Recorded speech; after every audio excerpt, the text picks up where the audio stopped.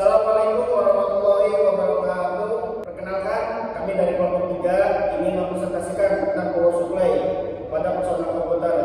Di sini anggota saya ada Ibrahim Tafian, ada Fahri Ramli, saya Selamat Yadi, saya Fuad Ramadan. Baik, di sini yang pertama saya akan menjelaskan mengenai fungsi. Fungsi power supply adalah mengubah tegangan listrik PLN ke tegangan listrik yang dapat digunakan pada komputer. Kemudian ada menyediakan daya listrik pada semua komponen komputer dan mengubah tegangan AC atau alternating counter menjadi DC direct current sehingga dapat digunakan pada komputer. Dan fungsi lainnya, power supply juga memiliki fungsi utama untuk mengkonversi arus listrik dari sumber daya listrik. Misalnya, listrik dari sumber daya listrik menjadi bentuk yang dapat digunakan oleh komponen elektronik dalam suatu perangkat. Adapun fungsi utama power supply yaitu mengkonversi tegangan, stabilisasi tegangan dan arus, dan perlindungan serta distribusi energi. Kemudian ada jenis juga power supply. Yang pertama itu ada power supply linear, power supply beralih atau switching. Kemudian ada power supply ATX, Advanced Technology Extend. Adapun komponen-komponen dari power supply yaitu transformator, dioda dan kapasitor, transistor pada power supply, dan konektor output. Oke, selanjutnya akan dijelaskan oleh rekan saya yang bernama Raden Fahri Rahmanuddin. Sekian dari saya. Baik, di sini saya ingin menjelaskan peran power supply pada PC. Yang pertama itu stability. Apa itu stability? Menyediakan daya listrik yang cukup. Dan begitu cooling. Cooling adalah mempunyai kipas yang mengatur aliran udara. Yang ketiga itu energi efisien. Power supply pada PC yang baru bekerja dengan komponen yang dapat mengurangi penggunaan daya pada saat idle. Yang keempat terakhir itu expandability, yaitu power supply masih mampu bekerja walaupun ada penambahan hardware pada PC. Masalah pada daya listrik itu dapat ada 5, yaitu yang pertama adalah loss, yang kedua surges, yang ketiga petir, yang keempat process, yang keempat breakdown. Penjelasannya akan dijelaskan oleh Andre. Untuk line noise itu masalah yang menyebabkan tegangan yang masuk ke PC berubah-ubah dan dapat merusak motherboard. Kedua ada surges, dapat menyebabkan penambahan tegangan sementara yang berlangsung selama 1/1000 detik. Tegangannya dapat bertambah dari 110 menjadi 1000 volt atau lebih.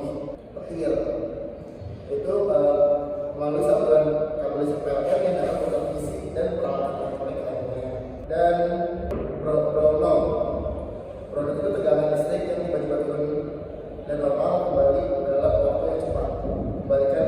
Kebalikan dari surges. Nah, kalau blackout, tegangan listrik yang tiba-tiba padam.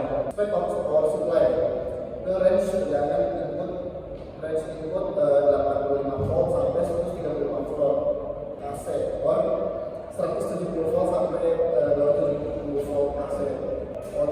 Output rating watts, output dihitung dalam watts. Power switch pada power supply terus berubah. PC atau XT komputer dihidupkan melalui switch yang ada di bagian belakang komputer.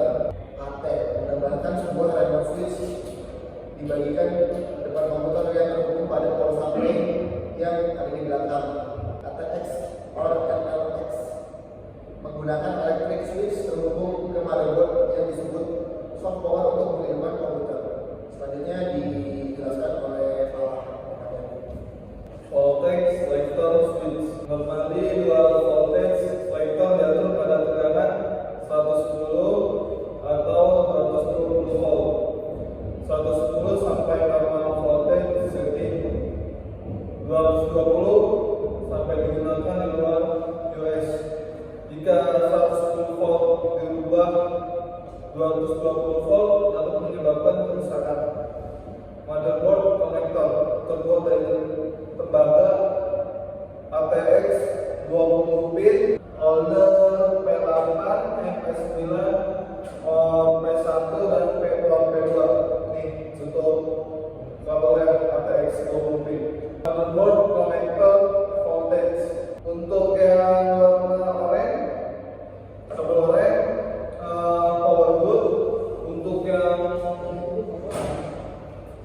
berwarna merah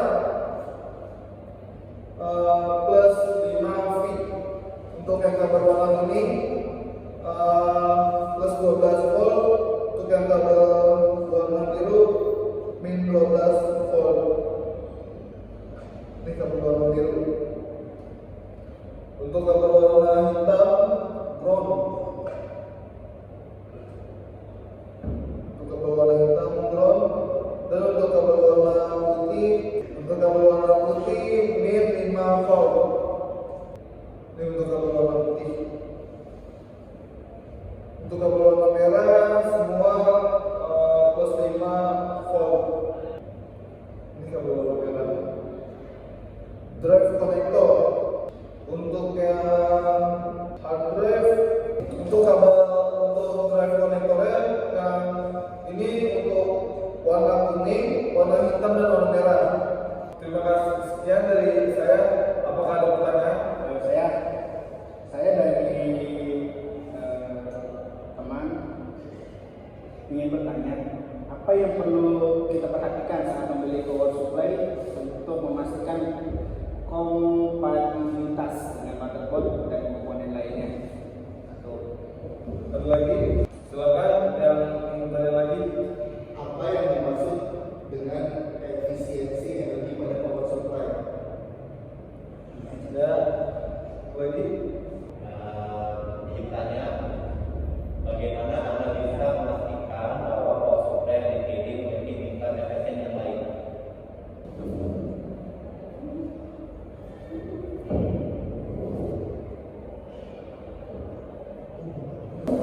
Saya ingin menjawab pertanyaan pertama. Apa yang perlu diperhatikan saat memilih power supply untuk memastikan kompatibilitas dengan motherboard dan komponen lainnya? Yang pertama, perlu diperhatikan daya yang dibutuhkan. Pastikan power supply memiliki kapasitas daya yang mencukupi untuk menyokong semua komponen dalam sistem Anda. Perhatikan kebutuhan daya faktor dari CPU, GPU, RAM, dan perangkat lain. Yang kedua, konektor dan modularitas. Riset jenis dan jumlah konektor yang disediakan oleh power supply. Pastikan power supply memiliki konektor yang sesuai dengan motherboard, kartu grafis, dan perangkat lain yang Anda miliki. Yang ketiga, kompatibilitas form factor. Power supply harus sesuai dengan form factor, ukuran dan bentuk. Basic komputer Anda, misalnya power supply ATX, umumnya sesuai dengan basic standar. Tapi form factor PSU lainnya mungkin diperlukan untuk casing yang lebih kecil. Mungkin cukup untuk 3 jawaban aja. Baik, di sini saya akan menjawab pertanyaan yang kedua. Pertanyaannya, apa yang dimaksud dengan efisiensi energi pada power supply? Jadi efisiensi energi pada power supply itu mengacu pada sejauh mana power supply mampu mengkonversi energi listrik dari sumber daya inputnya menjadi energi yang digunakan oleh komponen-komponen dalam sistem komputer atau perangkat elektronik. Jadi efisiensi ini diukur dalam persentase dan dapat mempengaruhi konsumsi daya, panas yang dihasilkan, dan dampak pada lingkungan. Di sini pun ada pentingnya efisiensi. Power supply yang lebih efisiensi dapat menghasilkan lebih sedikit panas dan mengkonsumsi lebih sedikit dari daya sumber listrik.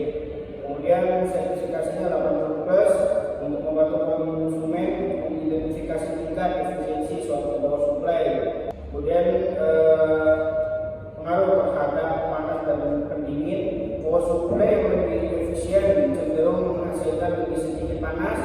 Hal ini dapat mempengaruhi kebutuhan pendingin sistem dan dapat meningkatkan pengalaman pengguna dengan mengurangi kebisingan kipas. Dan terakhir ada efek pada biaya operasional. Power supply yang lebih efisien dapat mengurangi biaya operasional jangka panjang karena konsumsi daya yang lebih rendah. Memilih power supply dengan efisiensi yang baik adalah langkah penting dalam merancang sistem yang ramah lingkungan, yang berenergi dan berkinerja tinggi. Sekian jawaban untuk pertanyaan 2. Selanjutnya jawaban yang ketiga. Untuk pertanyaan bagaimana Anda bisa memastikan bahwa power supply yang dipilih memiliki tingkat efisiensi yang baik, itu kita dapat memastikan tingkat efisiensi yang baik pada power memeriksa rating efisiensi yang biasanya tercantum pada presentasi. Pilih power supply dengan rating efisiensi tertinggi, misalnya 80 plus atau 80 plus low, karena ini menunjukkan kemampuan konversi energi yang lebih baik dan penggunaan daya yang lebih efisien. Selain itu, belasan pengguna dan sertifikasi dari lembaga terpercaya juga memberikan wawasan lebih lanjut tentang kinerja power supply yang dipilih. Baik, mungkin sekian dari kelompok kita. Kesimpulannya sedikit, jadi power supply adalah komponen krusial dalam setiap sistem elektronik karena menyediakan daya yang dibutuhkan untuk menjalankan komponen-komponen tersebut. Pemilihan power supply yang tepat sangat penting untuk memastikan kinerja yang stabil dan aman dari suhu bangsa. Dan sekian dari kelompok